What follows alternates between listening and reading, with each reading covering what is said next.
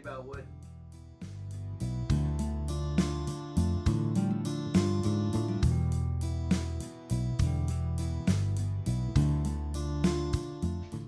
When I first started doing staircases,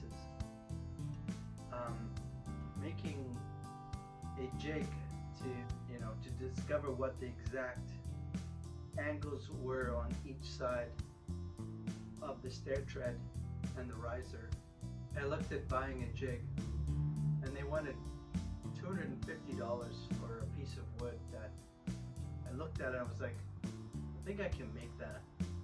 They actually had a jig that was quite rudimentary, and after looking at it and after working on a staircase, I started to realize just the changes that I wanted to make in it. This is the jig.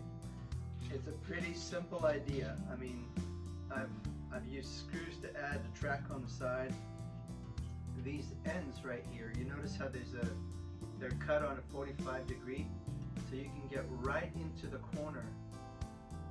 This part of it here,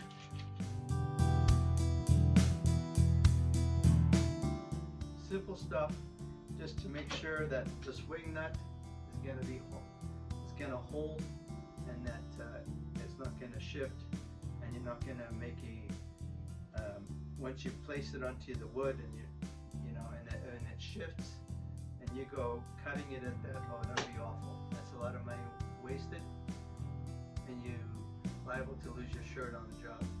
The cuts are so, I just actually found these pieces of maple on the job site, and I made it on the job site at the time I was working on the staircase. I knew it needed to be a hardwood because you just want it to be rigid and strong and not flex too much.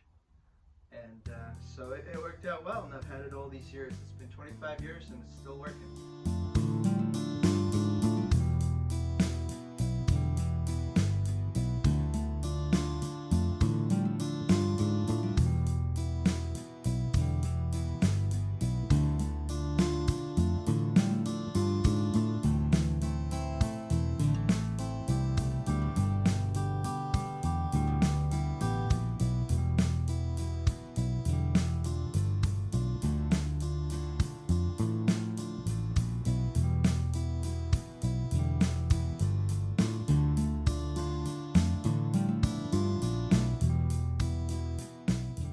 Hope you enjoyed the video.